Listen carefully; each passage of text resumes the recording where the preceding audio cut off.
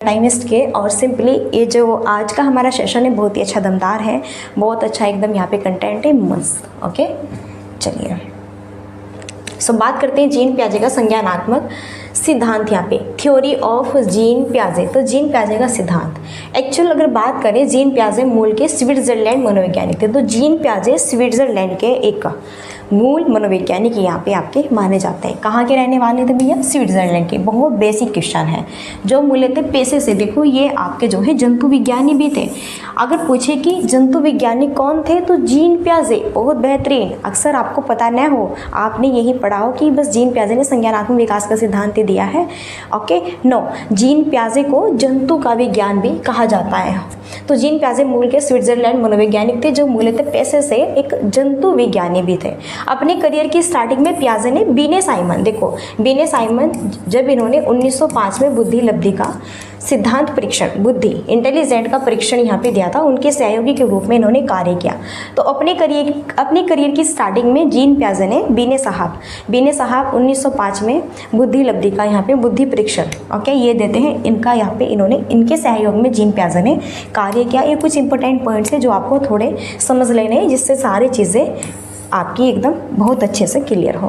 पियाजे को बीने साइमन बुद्धि परीक्षण में कई कमियां नजर आई। फिर देखो धीरे धीरे जीन पियाजे को बीने का जो साइमन बुद्धि परीक्षण है, जीन पियाजे को बीने के साइमन बुद्धि परीक्षण में बहुत सारी कमियां नजर आई धीरे धीरे। ओके यहीं पर जिन्हें सुधारने के लिए जीन पियाजे ने संज्ञानात्मक विकास का सिद्धांत दिया। अब जब जीन पियाजे ने यहाँ पे साइमन के साथ में रहे, इनके साथ में कार्य किया, वर्क किया, तो धीरे धीरे इन्होंने देखा कि भैया साइमन जी आप तो जो बुद्धि परीक्षण कर रहे हैं इसमें मुझे बहुत कमियां नज़र आ रही हैं। तो फिर जीन पियाजे ने खुद का अपना संज्ञानात्मक विकास का सिद्धांत यहाँ पे दिया है। अब इसे देखते हैं हम, ये क्या है। ओके ये सिद्धांत उनकी बेटी और उनके भतीजे के जन्म से लेकर लगभग 30 वर्ष की उम्र तक के प्रतिदिन के आधार पर किए गए अध्ययन का एक क्या है परिणाम था। बेसिकली एक इम्पोर्टेंट पॉइंट से आगे बढ़ते हैं। नेक्स्ट है, अब यहाँ पर देखो, यहाँ पर ये चीज़ भी इम्पोर्टेंट है।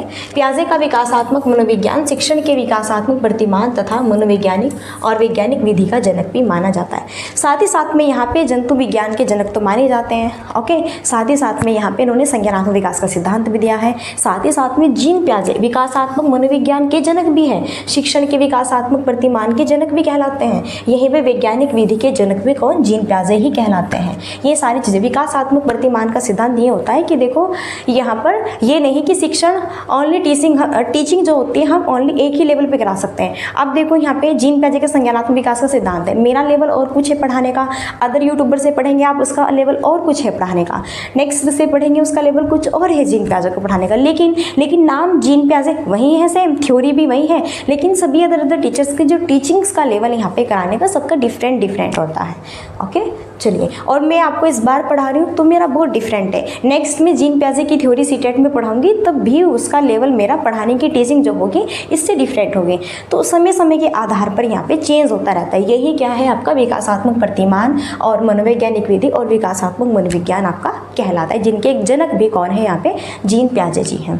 पियाजे के अनुसार बच्चा एक नन्हा वैज्ञानिक है जो अपने ज्ञान की रचना खुद करता है। जीन पियाजे ये कहते हैं कि बच्चा क्या होता है? नन्हा वैज्ञानिक। मानो बच्चे के पास में मानो जो है यहाँ पे फ़ोन है और भैया बच्चे के जो डैडी है उसके पास में फ़ोन है, तो यहाँ पे वो फ़ोन बच्चे ने लिया हुआ है और ग्लास में पानी रखा हुआ है। डैडी बोलते हैं कि बेटा फ़ोन को ग्लास में नहीं डालना वरना तो फ़ोन भीग जाएगा, ख़राब हो जाएगा पानी में अगर आपने डाल दिया।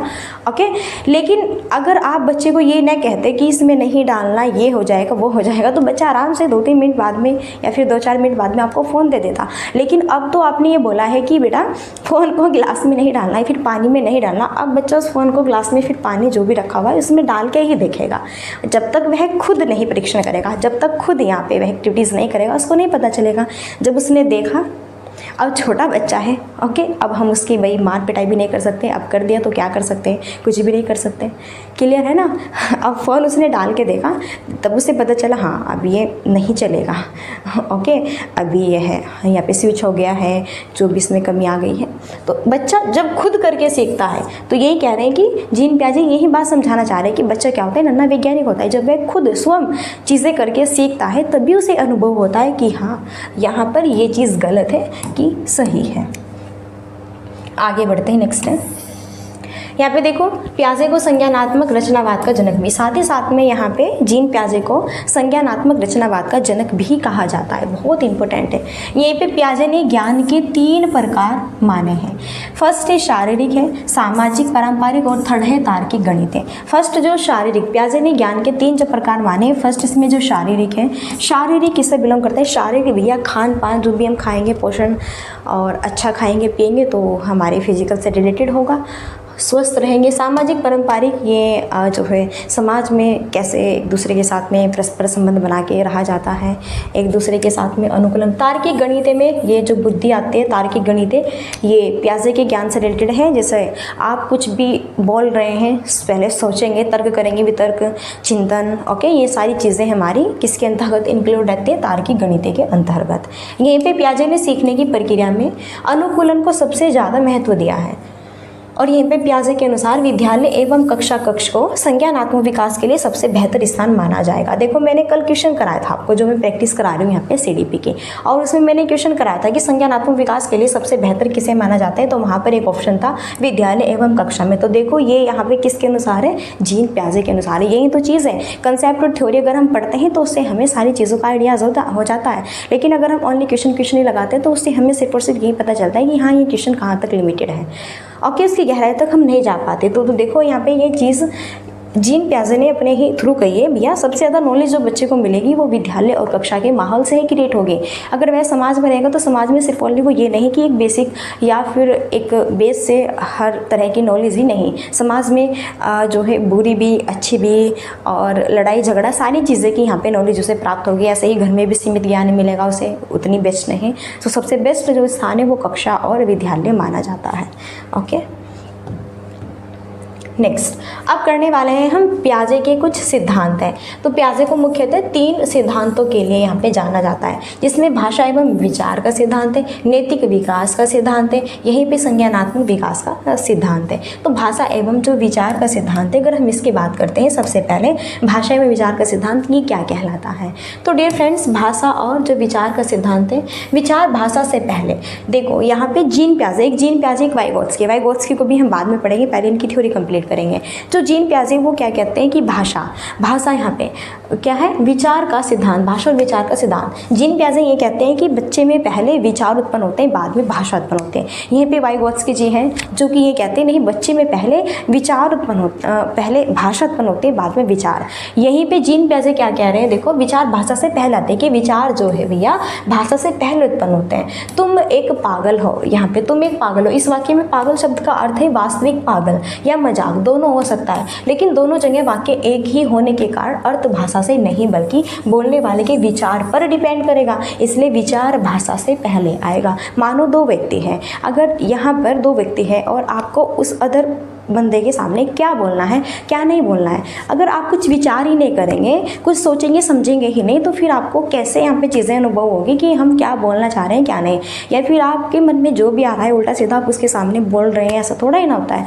अरे भैया आप जो भी बोलेंगे उसके सामने पहले उस पर विचार करेंगे कि नहीं करेंगे अपने मन में कि क्या बोलना है। अगर मैं इस बंदे को ये बोलूँगा तुम तो पागल हो, तो वह तुम्हें क्या करेगा भैया? बहुत बुरा कहेगा या फिर तुम्हारे साथ लड़ाई भी ना कर ले, इस तरह का व्यवहार करेगा, ओके। लेकिन अगर आप कहेंगे तुम पागल हो, ये तो थोड़ा मैं मजाक की तरह से बोल रहा हूँ या फिर मैं ऐसे ही कह रहा हूँ, वो थोड़ा आपका अलग सिस्टम से यहाँ पे हो जाएगा। तो भाई ये पॉइंट्स याद रखना है। अगर आपसे पूछे कि जीन पियाजे भाषा को इम्पोर्टेंस देते हैं पहले कि विचार को, तो जीन पियाजे विचार को पहले इंपॉर्टेंस देते हैं कि पहले यहाँ पे व्यक्ति के अंतर्गत क्या आता है? विचार उत्पन्न होता है, बाद में भाषा उत्पन्न होगी, ओके। कि भैया जो भी बोलना है पहले अपने मन में मस्तिष्क में वह विचार करेगा और फिर जो दिमाग में आएगा कि हाँ अच्छा मुझे ये कहना है इसको, ठीक है अब बोलूँगा, मैंने यहाँ पे चिंतन विचार कर लिया है कि क्या बोलना है मुझे।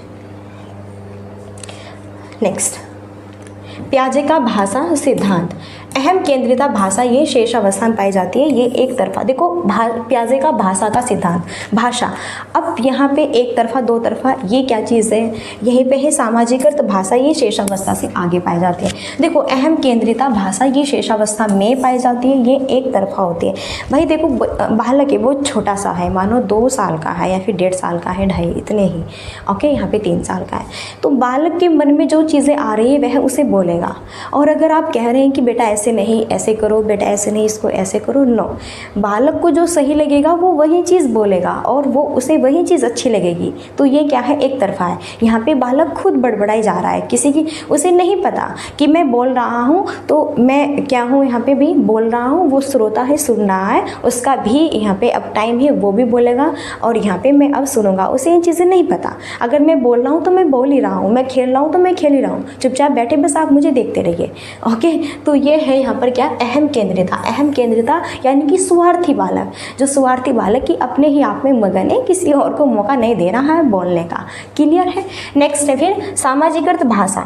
ये शेषावस्था से आगे पाई जाती है और यहाँ पे यही दो तरफा होती है। पियाजे का यह सिद्धांत उनकी पुस्तक, देखो पियाजे की पुस्तक है the language and thoughts of child से लिया गया है। तो ये भी याद रखिए, the language and thoughts of the child, ये पुस्तक किसकी है, ये यहाँ पे जीन पियाजे की है। फिर जो यहाँ पे थर्ड आता है सामाजिकरण, इसमें बालक अब देखो 5-6 साल या फिर 6 से 7-8-10 साल इस तरह इस बीच के एबो में है। तो अब बालक को इतनी नॉलेज हो गई है कि बेटा अब सिर्फ ये नहीं कि मैं ही बकबक करता रहूँगा, यहाँ पे दूसरे बंदे को भी मौका मिलेगा।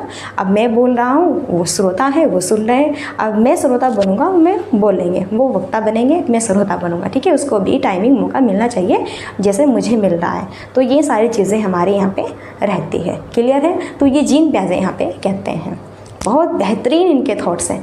अब यहाँ पर जो हम देखने वाले हैं वो अब हम करने वाले हैं इनके बहुत ही इंपॉर्टेंट पॉइंट्स। जैसे आपने सुना होगा समायोजन, आत्मकेंद्रण, केंद्रण, संरक्षण, और यहाँ पे बहुत सारे वर्ड्स हैं, है ना, केंद्रीकरण। तो ये सब क्या होते हैं आपको बताइए। अक्सर यहाँ से क्वेश्चन आपके बहुत सारे पूछे जाते हैं एग्जाम्स में। ठीक है, इनके पॉइंट्स से। तो ये कुछ इनके इंपॉर्टेंट पॉइंट्स है। जीन पियाजे का संज्ञानात्मक विकास का सिद्धांत हम देखने वाले हैं। सबसे पहले हम देखेंगे न्याय निगमन। दिए गए कथनों से अप्रत्यक्ष निष्कर्ष निकालना। तो न्याय निगमन ये क्या कहलाता है। न्याय निगमन की बात करें तो न्याय निगमन जो है हम किसे कहते हैं, बिल्कुल बेसिकली मैं एक बहुत अच्छे से एग्जांपल से समझाऊंगी। मानो आपका रूम है, आपका कमरा है, आपका दोस्त है राम। भाई देखो सबके दोस्त होते हैं, घर पे भी आते हैं हमारे, हाँ कि भाई तुम क्या कर रहे हो, क्या नहीं कर रहे हो, हाँ मैं होमवर्क कर रहा हूँ, चलो मुझे कुछ समझ नहीं आ रहा, मुझे बता दो। तो ऐसे ही यहाँ पे दो फ्रेंड्स हैं। तो भैया आपका जो दोस्त है राम आपके पास कमरे में आया है, तो आपने कुछ अपना सामान रखा हुआ है। ओके, तो सिर्फ और सिर्फ वहाँ पे राम ही आया है आपके कमरे में, सिर्फ और सिर्फ राम ही आया है और कोई नहीं आया। और फिर जैसे ही राम वहाँ से गया तो आपका वो सामान भी गायब हो गया। तो आपने यहाँ पे कह भी दिया सबके सामने कि जिस वक्त मेरा सामान वहाँ पे रखा हुआ था उस वक्त वहाँ पे राम था केवल और कोई नहीं था।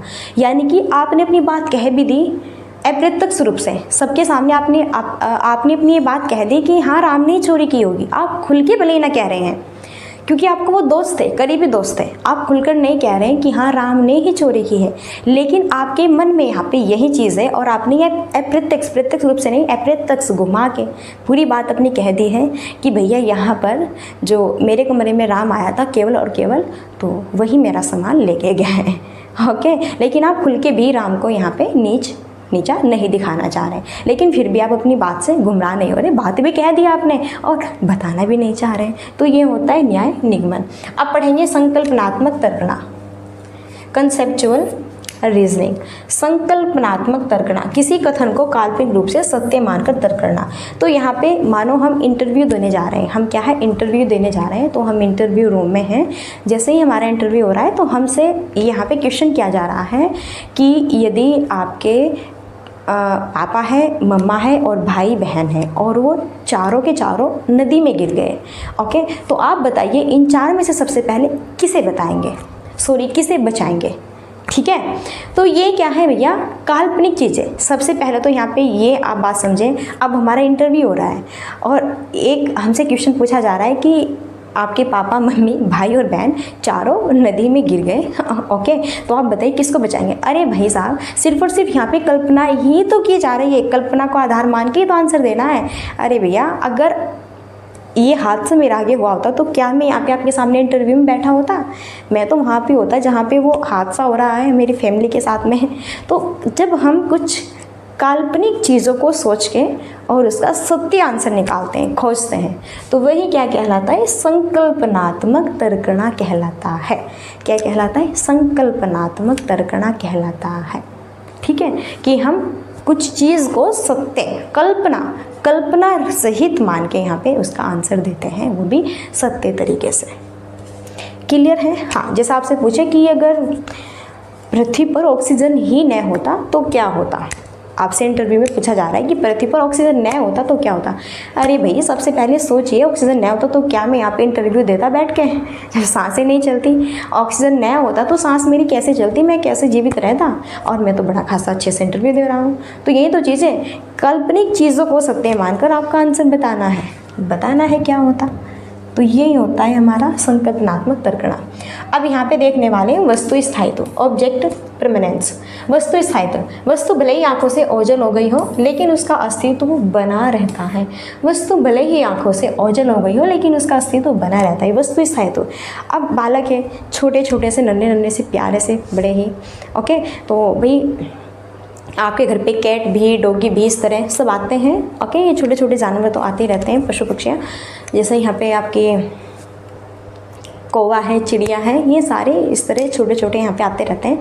तो आपके घर पे कुत्ता आया है, डॉगी, ठीक है, तो बालक को पता है कि ये कुत्ता है, डॉगी है।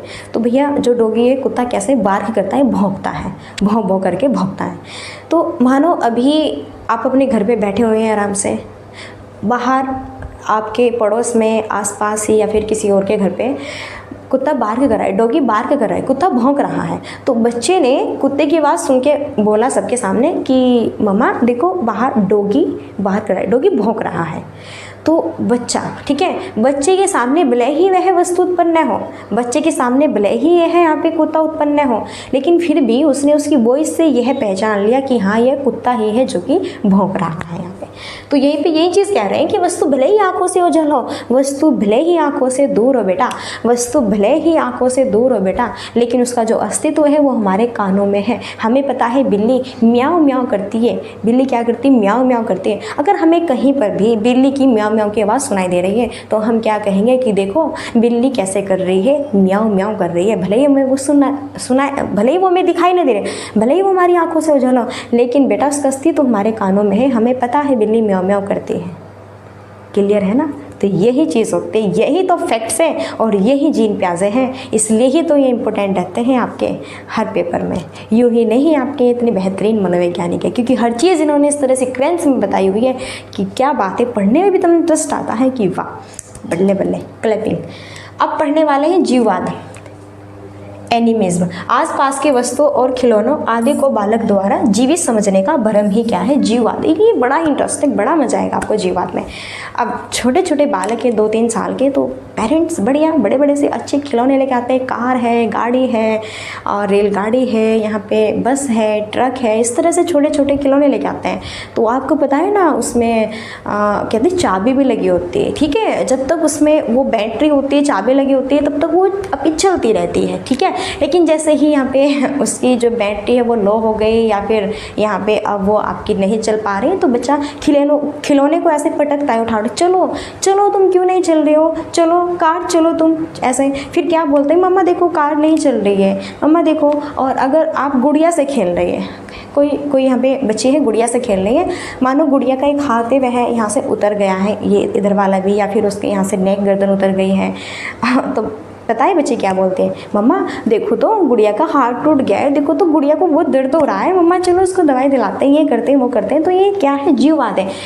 बच्चे को भी नहीं पता कि आसपास की जो तुम्हारे पास में ये वस्तु है, आसपास जो तुम्हारे ये वस्तु रखी हुई है, ये यहाँ पे क्या है, आपकी निर्जीव है। उसे नहीं पता कि सजीव और निर्जीव क्या होता है, उसे भी सजीव और निर्जीव चीज़ों में दोनों में डिफरेंस नहीं पता कि सजीव क्या होता है और निर्जीव क्या होता है, ओके। उसे नहीं पता खिलौना खिलौना क्या है, निर्जीव है, इसमें सांसें नहीं है, लेकिन वो कह रही है कि गुड़िया टूट गई है, इसे जोड़ो दोबारा से, और ये सही होनी चाहिए, चलनी चाहिए, ये रो रही है, इसके दुख हो रहा है, ये कीजिए वो कीजिए। तो ये सोच कैसी है, ये सोच जीववादी सोच है। नेक्स्ट, मानसिक निरूपण। वस्तु के ना होने पर भी उसकी आकृति बना लेना मानसिक निरूपण है। तो मानसिक निरूपण क्या है कि वस्तु के न होने पर भी उसकी आकृति मन में बना लेना। तो भाई देखो, यहाँ पे बहुत ही बेहतरीन है, एकदम मस्त। मानसिक निरूपण, वस्तु के न होते हुए भी उसकी आकृति बना लेना ही क्या है, मानसिक निरूपण है। ठीक है, अब आकृति की बात की जा रही है। मानो यहाँ पे ये क्या है, एक ग्लास है। ओके, मैंने कहा बेटा ये ग्लास है, ठीक है। जैसे ही मैंने इस पर हैंडल लगाया ये कप हो गया, तो बालक अब यहाँ पे ग्लास की जो ये आकृति थी वो भूल गया, अब बालक को कप याद है। मैंने कहा देखो ये यहाँ पे क्या है, बारिश की बूंद है, लेकिन जैसे ही मैंने इसको ऐसे ऐसे ऐसे ऐसे ऐसे करके कमल का रूप दिया, तो बालक बारिश की बूंद की जो आकृति थी उसे भूल गया, उसे कमल याद है। जैसे ही मैंने बालक को कहा कि बेटा देखो, ठीक है, इस तरह से मैंने एंगल बनाया और फिर मैंने ऐसे इसको त्रिभुजाकार बना दिया, तो बालक इस वाले एंगल को भूल गया, उसे त्रिभुजाकार याद है। लेकिन आकृति को हम मिटा दें, अगर मैंने यह यहाँ पे मिटा दी, ओके, अगर मैंने यहाँ पर इसको ऐसे मिटा दिया, रेजर लो ये सारे, चलो कोई बात नहीं, देखो जैसे मैंने ये बनाया है, ओके, अगर मैंने इसको ये मिटा दिया तो ये यहाँ पे फिर से आपकी जो है ग्लास बन जाएगा, ये फिर से बारिश की बूंद बन जाएगी और ये फिर से आपकी इस तरह की आकृति बन जाएगी। ठीक है, तो मानसिक निरूपण यह किस पर डिपेंड करता है, आकृति पर। वस्तु के न होने पर भी उसकी आकृति अपने मन में बना लेना, ये क्या है, यहाँ पे मानसिक निरूपण कहलाता है आपका। ओके, वस्तु के न होने पर भी उसकी आकृति बना लेना मानसिक क्या है, निरूपण है। अब पढ़ेंगे हम प्रावर्ती क्रिया।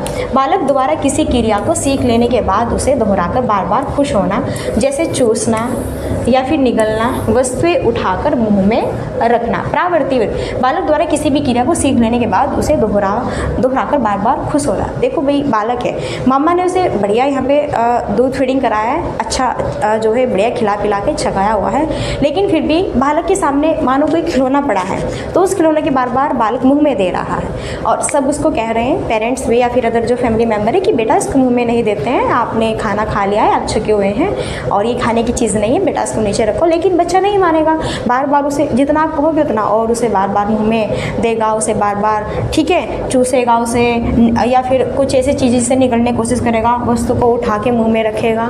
भले ही आप बच्चे को कितनी बार मना क्यों ना कर लो, लेकिन बच्चा बार बार वही चीज़ यहाँ पे रिपीटेड करेगा। वो बालक है, उसे नहीं पता इतनी चीज़ें, तो ये क्या है, प्रावर्ती क्रिया, बार बार वही चीज़ दोहरा। यहाँ पे बालक भूखा नहीं है, सिर्फ और सिर्फ वह चीज़ों को रिपीट कर रहा है, दोहरा रहा है उसका, प्रावर्ती क्रिया कर रहा है। ठीक है, नेक्स्ट अब है अविलोम्यता या फिर अनुकर्मणशीलता या फिर अप्रतिव्रता। अविलोम्यता या फिर अनुकर्मणशीलता या फिर अप्रतिव्रता। ओके, चलो, बालक द्वारा किसी बिंदु की शुरुआत से आगे निकल जाने पर पुनः शुरुआत पर न आ पाना ही क्या है, अविलोम्यता का सिद्धांत यहाँ पे कहलाता है। सॉरी फ्रेंड्स, तो यहाँ पे अब हम बात करते हैं अविलोम्यता या फिर अनुकर्मणशीलता या फिर अप्रतिव्रता की। तो बालक द्वारा किसी बिंदु की शुरुआत से आगे निकल जाने पर पुनः शुरुआत पर न आ पाना ही क्या कहलाता है, यहाँ पे अविलोम्यता। अब यहाँ पे देखो, मानो मैंने बालक के सामने बनाया है मैंने वह बनाया है, ठीक है, फिर मैंने इस वह का ये कै बना दिया, तो भाई जो मैंने पहले वह बनाया था, बालक वह को भूल गया, अब बालक को कै याद है, क्या याद है, अब बालक को ये कै याद है, अब बालक वह को भूल गया। यही तो चीज़ें अविलोम्यता या फिर अनुकर्मणशीलता, यानी कि बालक द्वारा किसी बिंदु की शुरुआत से आगे निकल जाने पर पुनः शुरुआत पर न आ पाना। जैसे ही मैंने यहाँ पर ये वह बनाया तो बालक को वह याद है, जैसे मैंने वह का कै बना दिया, बालक वह को भूल गया, अब पीछे जो यहाँ पे हुआ उसे भूल गया। अब यहाँ पे जो शुरुआत की जा रही है, अब यहाँ से जो हम प्रेजेंट में कर रहे हैं वो बालक को याद है, अब उसे क्या याद है, उसे क्या याद है, बालक को अब यहाँ पे क्या याद है। ओके, जैसे मैंने यहाँ पे पै बनाया, पै, तो बालक को ठीक है पै, जैसे ही मैंने इसको ऐसे किया तो यहाँ पे फै बन गया, तो अब बालक पै की आकृति भूल गया, बालक को फै यहाँ पे याद है। अब क्या है, बालक को फै याद है, यानी कि मेरा कहने का सीधा सा यहाँ पे मतलब है अविलोम्यता हम उसे कहते हैं, किसे कहते हैं, अविलोम्यता हम उसे कहते हैं अगर बालक को हम कुछ भी यहाँ पे करा रहे हैं और उसके तुरंत बाद हम उसे कुछ और दूसरा वर्क करा रहे हैं, तो बालक उस पहले वर्क को भूल के उस दूसरे वर्क को याद रखता है जो उसे अब प्रेजेंट टाइम में कराया जा रहा है। यही होता है क्या, अविलोम्यता का सिद्धांत। अविलोम्यता का मतलब होता है कि लौटकर पुनः अपने शुरुआती बिंदु पर न जा पाना। क्लियर है सारी चीज़ें, डाउट्स नो होना भी नहीं चाहिए, ठीक है।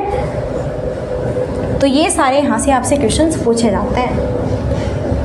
अब देखो यहाँ पे संरक्षण का अभाव, लैक ऑफ कंजर्वेशन, शुरुआती आकृति में बदलाव करने पर बालक द्वारा शुरुआती आकृति को भूल जाना संरक्षण का अभाव है। यदि याद रखना है तो सिर्फ यह क्या है, संरक्षण है। तो ये मैंने अभी बैक जो आपको मानसिक निरूपण की चीज़ें यहाँ पे पढ़ाई है बेटा, तो वही है इसमें। जैसे मैंने यहाँ पे बोला है कि अब यहाँ पे आकृति की बात है, जिसकी मैंने आप यहाँ पे ये आकृति बनाई है, फिर मैंने ये त्रिभुजाकार वाली, तो बालक इस आकृति को भूल गया, अब उसे ये त्रिभुजाकार वाली आकृति याद है। जैसे ही मैंने यहाँ पे आपको बताया था कि बेटा यहाँ पे ये क्या है, ग्लास है, ठीक है, मैंने इसको कप बना दिया, तो बालक गिलास को भूल गया, कप याद है। यहाँ पे आकृति की, तो शुरुआती आकृति में बदलाव करने पर, शुरुआती आकृति में क्या करने पर बेटा, बदलाव करने पर, ठीक है, बालक द्वारा शुरुआती बिंदु पर न जा पाना, ये क्या है, संरक्षण कहलाता है।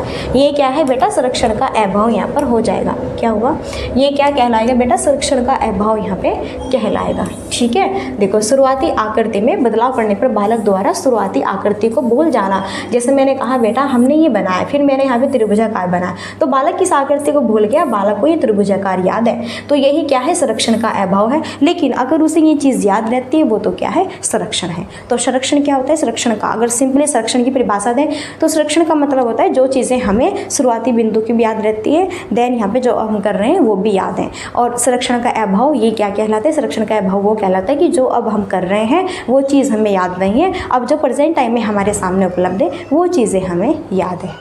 क्लियर, आई होप चीज़ें आपको समझ आ रही होंगी। अब हम पढ़ेंगे केंद्रीकरण।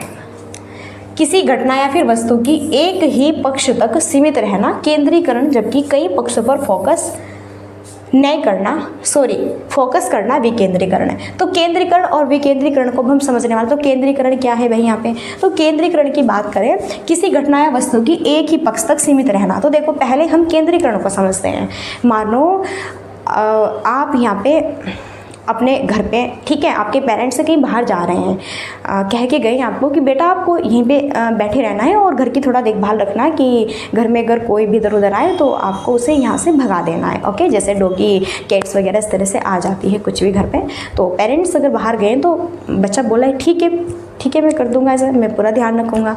ओके, लेकिन जैसे ही पेरेंट्स बाहर निकले तो वही बच्चे के सामने घर पे डॉगी भी आ गया, इधर से भाई बिल्ली भी आ गई, इधर से यहाँ पे मानो जो है कैट भी आ गई, बिल्ली भी आ गई, इधर से डॉगी भी आ गया, और इधर से जो बकरी होते हैं ना वो भी आ गई। भैया सबने तहस महस मचा दे, लेकिन सिर्फ और सिर्फ मेरा ध्यान किस पर है, कुत्ते पर है, डॉगी पर है। सिर्फ और सिर्फ मैं एक ही चीज़ पर फोकस कर पा रहा हूँ यहाँ पर, वो क्या है, कुत्ता। मैं सिर्फ और सिर्फ यहाँ पे ये देख रहा हूँ कि हाँ मेरे घर पर कुत्ता आया हुआ है, मुझे ना तो वो बिल्ली दिख रही है कि तहस महस मचा रही है घर में, दूध वगैरह सब कुछ उसने गिरा दिया नीचे। ओके, मलाई वलाई सब कुछ चाट लिए है। यहीं पर मैंने देखा इधर बकरी है, ये भी तहस महस मचा रखा है, लेकिन ना तो मेरा ध्यान बकरी पर है, न ही मेरा ध्यान बिल्ली पर है, मेरा सिर्फ और सिर्फ ध्यान है किस पर है, कुत्ते पर, कि हाँ मेरे घर पे कुत्ता आया, मुझे आकर के एकदम मामा पापा को बताने कि घर पे डॉगी आया था। ओके, और उसे ही मैंने भगा दिया था। तो जब सिर्फ और सिर्फ हम देखो कि इधर भी कुछ एक्टिविटीज़ हो रही है, इधर भी एक्टिविटीज़ हो रही है, लेकिन ध्यान सिर्फ और सिर्फ मेरा एक ही चीज़ पर फोकस क्रिएट है, तो वह चीज़ क्या है, केंद्रीकरण है। वह क्या कहलाता है, केंद्रीकरण कहलाता है। यहीं पर विकेंद्रीकरण क्या कहलाता है कि अगर घर पर हमारे डॉगी भी आया हुआ है और यहाँ पे कैट भी है और बकरी भी है, तीनों ने यहाँ पे तहस महस मचा रखा है, तो तीनों को हम एक साथ में एक्वायर कर रहे हैं। डॉगी को भी देख पा रहे हैं और यहाँ पे कैट को भी देख पा रहे हैं, यहाँ पे बकरी को भी देख पा रहे हैं कि हाँ ये यहाँ पे तीनों हमारे घर में क्या करी, और फिर हम उनको यहाँ से अपने घर से आउट कर रहे हैं, भागो यहाँ से। ठीक है, तो ये क्या कहलाता है, विकेंद्रीकरण। जब हम एक समय पर सारी चीज़ों पर फोकस क्रिएट कर पाए वो विकेंद्रीकरण है। जब हम एक समय पर सिर्फ और सिर्फ एक ही चीज़ पर फोकस क्रिएट कर पाए तो वह क्या कहलाता है, केंद्रीकरण कहलाता है। तो केंद्रीकरण वह कहलाते हैं जहाँ पर सिर्फ और सिर्फ हम एक ही चीज़ पर फोकस क्रिएट कर पाए, और विकेंद्रीकरण क्या कहलाता है, जहाँ पर हम डिफरेंट बहुत जितनी भी चीज़ें हमारे सामने हो रही हैं उन सब पर यहाँ पर अपना ध्यान क्रिएट कर पा रहे हैं, तो वो क्या कहलाता है, विकेंद्रीकरण कहलाता है। नेक्स्ट, अब है यहाँ पे आत्म केंद्रिता। सेल्फ सेंटर्डनेस, ठीक है, स्वभाव से स्वार्थी बच्चा सिर्फ अपने ही दृष्टिकोण को समझता है। आत्म केंद्रिता, स्वभाव से स्वार्थी बच्चा सिर्फ और सिर्फ अपने ही यहाँ पे दृष्टिकोण को समझता है। मानो कि बच्चे को भूख लगी, आइसक्रीम वाला दिख रहा है, बच्चे को आइसक्रीम वाला दिख रहा है, भूख लगी है, भाई पापा की पॉकेट में पैसे भी नहीं है।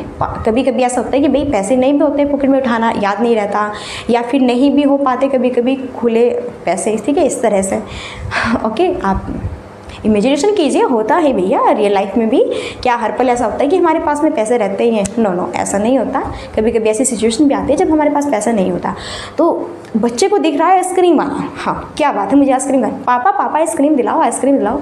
पापा बोल रहे हैं बेटा आइसक्रीम बाद में खा लेंगे। पापा कह रहे हैं बेटा अभी पैसे नहीं है, बाद में। भाड़ में जाए पापा, तुम भी भाड़ में जाओ, तुम्हारे पैसे भाड़ में जाओ, मुझे तो आइसक्रीम खानी है तो खानी है। आइसक्रीम भैया, आइसक्रीम वाले भैया आइसक्रीम दो। अब यहाँ पे पापा तो फंस गए। तो यही क्या है, आत्म केंद्रित, यानी कि सिर्फ और सिर्फ स्वार्थी बच्चा जो सिर्फ और सिर्फ अपने खाने के बारे में सोच रहा है, अपने फादर के बारे में नहीं सोच रहा है कि हाँ पापा के पास पैसे नहीं हैं, पापा पैसे कहाँ से लाएंगे, कहाँ से पैसे देंगे। नो, कोई मतलब नहीं। सिर्फ और सिर्फ स्वार्थी बच्चा है, अपने बारे में सोच रहा है मुझे आइसक्रीम खानी है तो खानी है। भाड़ में जाए पापा की पॉकेट, भाड़ में जाए पापा के पैसे, नहीं है तो नहीं है, मुझे कोई मतलब नहीं, कोई लेना देना नहीं है, मुझे तो आइसक्रीम खानी है तो खानी है बस, ठीक है। तो ये होता है आत्म केंद्रित। बड़ा इंटरेस्ट है, पढ़ने में भी बहुत इंजॉय आता है। नेक्स्ट है गणितीय संक्रिया, मैथमेटिक्स। यहाँ पे देखो तो यहाँ पे प्लस है, माइनस है, मल्टीप्लाई है और यहाँ पे डिवाइड है। जब इसकी जानकारी होने को ही हम क्या कहते हैं, गणितीय संक्रिया। भाई देखो जब बच्चे को इन सबकी जानकारी होती है, कहाँ पे किस चीज़ में माइनस करना है, किस चीज़ में प्लस करना है, किस चीज़ में डिवाइड करना है, किस चीज़ में हमें यहाँ पे मल्टीप्लाई करना है, जब इन चीज़ की सबकी हमारे मन में, मस्तिष्क में ये जो है संक्रिया उत्पन्न होती है, तो यही क्या कहलाती है, हमारी गणितीय संक्रिया कहलाती है। अब हम देखने वाले हैं वर्गीकरण। समानता एवं अंतर के आधार पर वस्तुओं को अलग अलग समूह में रखना ही क्या कहलाता है, वर्गीकरण कहलाता है। क्या भैया, समानता और अंतर के आधार पर वस्तुओं को अलग अलग रखना। अब देखो आप जो है, जब आप छोटे छोटे से यहाँ पे बालक होंगे, हम तो ये खेल बड़ा ही खेलेंगे, ठीक है, अपने बहन भाई के साथ में। मैं बहुत खेल हूँ इस खेल को, ऐसा कहते हैं नहीं, चलो बैठो अब यहाँ पे करेंगे कि कौवा उड़, या फिर हम कहें चिड़िया उड़, है ना, इस तरह से ये गेम खेलते हैं ना। बड़ा इंटरेस्ट आता है जब हम छोटे छोटे से गेम खेलते थे।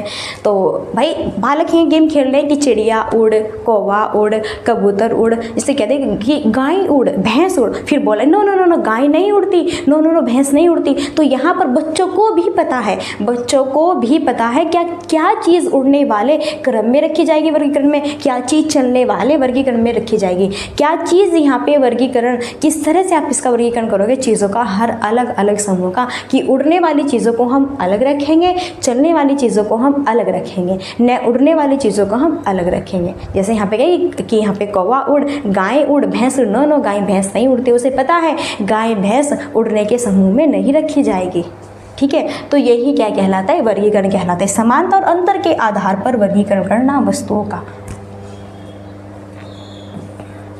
कार्य कारण संबंधी, यह बालक में तार्किक चिंतन की शुरुआत है। प्रत्येक कार्य के पीछे का कारण या फिर तर्क जानना। तो कार्य कारण संबंधी ये जो है किसे कहते हैं, तो देखो कार्य कारण संबंधी यह सीटेट का बड़ा ही फेमस क्वेश्चन रहता है। तो ये सीटेट हो या फिर हर आपका स्टेट लेवल का कोई भी यहाँ पे टेट हो, ठीक है, हर स्टेट लेवल का, उसमें भी क्वेश्चन बड़ा ही इंपॉर्टेंट है। कार्य कारण संबंधी यह बालक में तार्किक चिंतन की शुरुआत है। प्रत्येक कार्य के पीछे का कारण या फिर तर्क यहाँ पे जानना।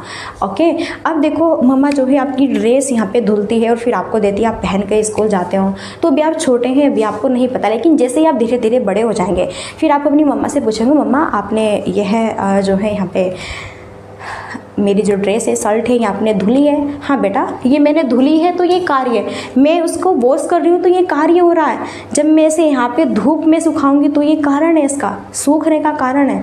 तो कार्य और कारण का संबंध, कार्य क्यों हो रहा है उसके पीछे कुछ ना कुछ कारण है। ड्रेस आपकी क्यों धुली जा रही है उसके पीछे क्या कारण है, उसके पीछे ये कारण है ड्रेस आपकी यहाँ पे गंदी हो गई है, कल भी आप स्कूल में उसे पहन के जाएंगे, इस वजह से, इस कारण से आपकी ड्रेस यहाँ पे धुली जा रही है। कपड़े क्यों वॉश किए जाते हैं, खाना क्यों खाया जाता है, भूख के कारण के पीछे, भूख लगेगी ना, इस क्या कारण है, भूख है, तो इस वजह से खाना यहाँ पे हम बना रहे हैं और वो खाया जाएगा। तो ये ही बात हमारी रहती है। अच्छा मम्मा, तो ये है, ठीक है। तो जब आप उसके पीछे का कारण जान लेते हैं, हाँ खाना क्यों बनाया जाता है, कपड़े क्यों धुले जाते हैं, यह कार्य क्यों किया जाता है, जब उसके पीछे का कुछ ना कुछ कारण आप जान लेते हैं, वही क्या है, कारण कार्य कारण संबंधी। अब है यहाँ पे सूचकता, क्लैरिटी। इसे प्रतीकात्मक चिंतन या फिर सूचकता भी कहा जाता है, जिसमें चिन्ह या संकेत का ज्ञान क्या होता है शामिल। किसका? चिन्ह या फिर संकेत, चिन्ह या फिर संकेत का ज्ञान क्या होता है, शामिल होता है। मानो यहाँ पे आपका एक रूम है जिसमें कि आप जो है पूजा वूजा करते हैं, क्या करते हैं, पूजा वगैरह करते हैं, ओके। तो वहाँ पे घंटी बजा रही है मम्मा, तो आपको पता है संकेत दे रही है, आओ बेटा और आप भी जो है पूजा करके जाओ, ठीक है। मॉर्निंग में, इवनिंग में जब भी आपके घर पे होती है, तो वो घंटी बजना वो क्या दे रही है हमें मम्मा, घंटी बजना वो क्या है, एक संकेत है। हमें पता है इस रूम में मंदिर है, तो उस रूम में ही मुझे जाना है, वहीं पर ही मुझे पूजा करके आना है, ओके। तो ये क्या है, हमारे मन में एक संकेत उत्पन्न हुआ। अब अगर यहाँ पे पापा ने कहा कि बेटा आपको चाबी लेके आना है स्कूटर की चाबी लेके आना है, स्कूटर की चाबी एक चिन्ह है, चाबी तो लेके आएंगे, या फिर चम्मच थोड़ा ही, स्पून थोड़ा ही लेके आएंगे, कटोरी थोड़ा ही लेके आएंगे, ग्लास थोड़ा ही लेके आएंगे, चाबी मांगे तो चाबी लेके आएंगे, चिन्ह बता दिया है कि वो चीज़ लानी है तो वही चीज़ लानी है। तो यही क्या है, सूचकता है। जिस चीज़ को वही कहते हैं पेरेंट्स कि बेटा वो लाना है, फिर ये लाना वो लाना, तो वो चीज़ आपको पता है क्या चीज़ लानी है, क्या चीज़ नहीं लानी है, ओके। तो ये क्या है, सूचकता कहलाता है। नेक्स्ट कुछ पॉइंट्स बचे हुए हैं। अब यहाँ पर है स्कीम्स।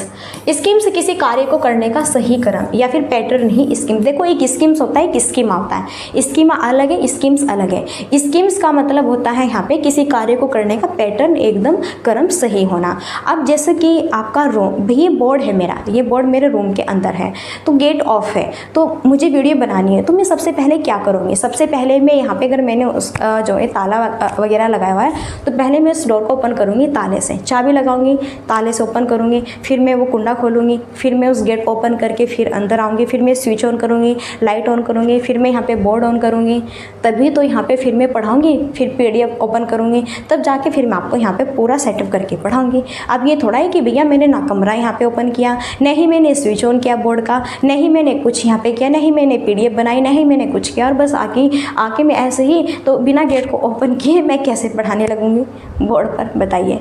तो किसी कार्य को करने का एक क्रम होता है। जैसे आप स्कूल जाते हैं, आप ड्रेस पहनेंगे, तो आप क्या करेंगे भैया, स्टार्टिंग में बताओ सारी चीज़ें यहाँ पे आप फ्रेश होंगे, खाना नाश्ता करेंगे, ओके, आप नहाएंगे धोएंगे, जो भी आपका कार्य है, फिर आप अपने ड्रेस वगैरह सारी चीज़ें ओके पहनेंगे, फिर शूज़ वगैरह, सॉक्स वगैरह सारी चीज़ें बैग्स क्लास में लगाएंगे, और देन फिर आप जो है जाएंगे। तो ये क्रम हुआ कि नहीं हुआ, तो यही चीज़ हमारी यहाँ पर कहलाते हैं स्कीम्स। अब स्कीमा, प्रारूप या फिर स्कीमेटा, अब इसको देखते हैं। स्कीमा को पियाजे ने एक संज्ञानात्मक संरचना कहा है। स्कीमा को उन छोटे छोटे खंडों के रूप में परिभाषित किया जा सकता है जहां बालक अपनी जानकारी को क्या रखता है, संजोकर रखता है। स्कीमा, अब देखो अगर मैं आपको बताऊं, जैसे कि यहाँ पे मिठाई वाले की दुकान है, मिठाई वाले की दुकान है, तो मिठाई वाले की दुकान में हर एक बॉक्स में अलग अलग मिठाई रखी है। हाँ भैया, इस वाले बॉक्स में जो है यहाँ पे गुलाब जामुन है, इस बॉक्स में यहाँ पे लड्डू है, क्या है इस बॉक्स में भैया, लड्डू है, इस बॉक्स में भैया गुलाब जामुन है, ओके।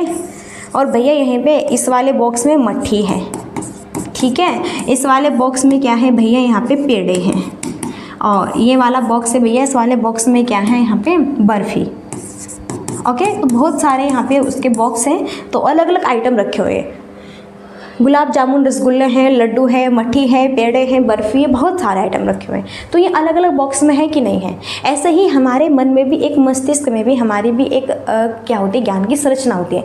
कहाँ पे मैंने अपने मस्तिष्क में, मन में CDP को संजो के रखा है, कहाँ पे मैंने हिंदी को संजो के रखा है, कहाँ पे मैंने मैथ के नियम संजो के रखे हैं, कहाँ पे मैंने साइंस के न्यूमेरिकल संजो के रखे हैं, कहाँ पे मैंने हिंदी ग्रामर संजोई है, कहाँ पे मैंने इंग्लिश ग्रामर संजोई है, कहाँ पे मैंने रीजनिंग रखी हुई है, कहाँ पे क्या क्या चीज़ है, किस फोल्डर में। तो यही चीज़ कहलाती है हमारे यहाँ पे क्या, स्कीमा, ओके। जहाँ पे हम छोटे छोटे फोल्डर्स में अपनी, और यहाँ पे हम नई जानकारी को भी इंक्लूड कर सकते हैं। जैसे CDP में अब हमने जीन पियाजे के बारे में किसी और यूट्यूबर से कुछ और पढ़ा, अब शिवानी मैम से मैंने और ज़्यादा बेहतर पढ़ा, तो अपनी उस फोल्डर में स्कीमा वाली CDP में जो है यहाँ पे जीन पियाजे वाली थ्योरी में मैंने ये नई चीज़ भी इंक्लूड कर ली, तो ये भी मैंने अपने दिमाग में उस फोल्डर में फिट कर ली जहाँ पर मैंने जीन पियाजे का सिद्धांत जो है फिक्स किया हुआ है।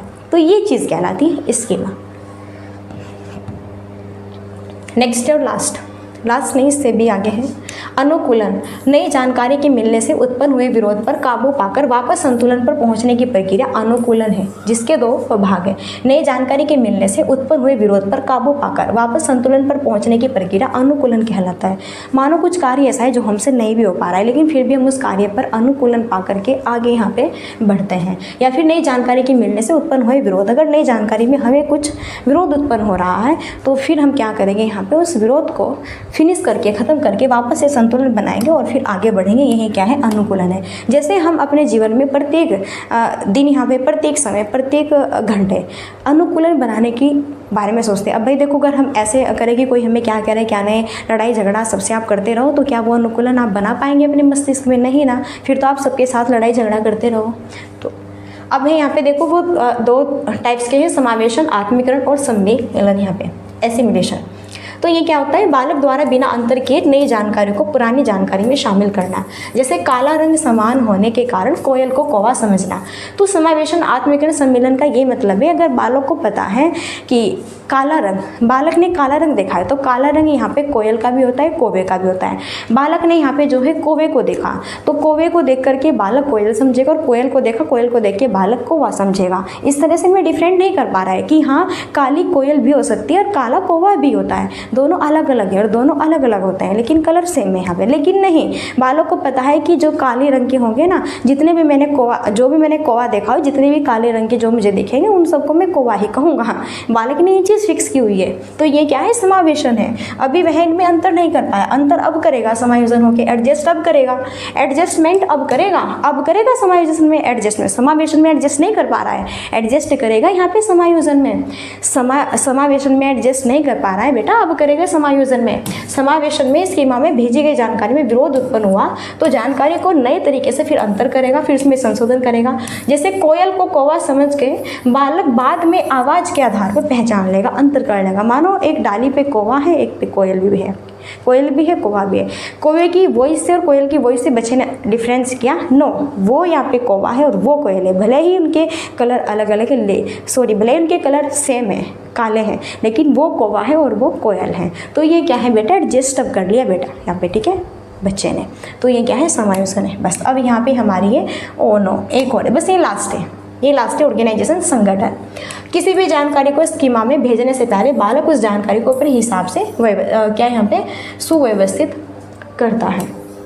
संगठन, और देखो संगठन, जैसे हम कुछ कार्य करेंगे संगठन बनाते हैं। जैसे हम गेम्स खेलेंगे, क्रिकेट खेलेंगे, हॉकी खेलेंगे, खो खो खेलेंगे, कबड्डी खेलेंगे, तो हम यहाँ पे अपने अपने समूह बनाते हैं, एक संगठन सुव्यवस्थित रूप से कि 5 टीम्स आपके साथ में रहेंगे, इस टीम में 5 बंदे रहेंगे, इस टीम में 5 बंदे रहेंगे। इसी हिसाब से यहाँ पे इस चीज़ की भी नोटिस कि भाई मुझे अपने स्कीमा में, अपने फोल्डर में क्या चीज़ें यहाँ पे फिल करनी है, और वो भी सुव्यवस्थित तरीके से। अगर मैंने जीन पियाजे के सिद्धांत उस वाली मैम से यहाँ पे कुछ और तरीके से पढ़ा था, लेकिन शिवानी मैम से मैंने और डीपली तरीके से पढ़ा है, तो मैं इसे अब कैसे यहाँ पे फिक्स करूँगा अपने दिमाग में, स्कीमा के फोल्डर में? तो ये चीज़ मैं अपने अनुसार सुव्यवस्थित रूप से जानूँगा और यहाँ पे करूँगा, ठीक है। तो यही क्या है, संगठन है। बस लास्ट क्वेरी हमारी रहती है। तो ये जो मैंने कराए हैं, अब हम कल के सेशन में पढ़ेंगे जीन पियाजे का संज्ञानात्मक विकास का सिद्धांत, जिसमें कि 4 हम इसके अवस्थाएं पढ़ने वाले हैं, संवेदी और यहाँ पे पूर्व संक्रियात्मक, मूर्त और अमूर्त। बहुत बेहतरीन, एकदम इंजॉय आने वाला है, बड़ा ही मस्त।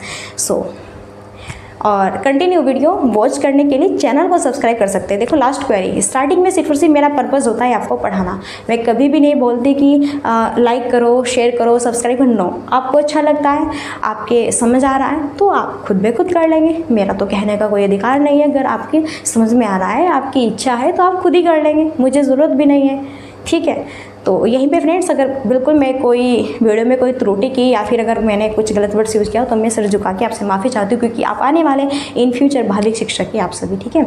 तो यहीं पे अब हम अपनी वाणी को देते हैं विराम और मिलते हैं नेक्स्ट सेशन में। सो तब तक के लिए thanks for watching, keep study and bye bye, take care, जय हिंद, जय भारत, नमस्कार।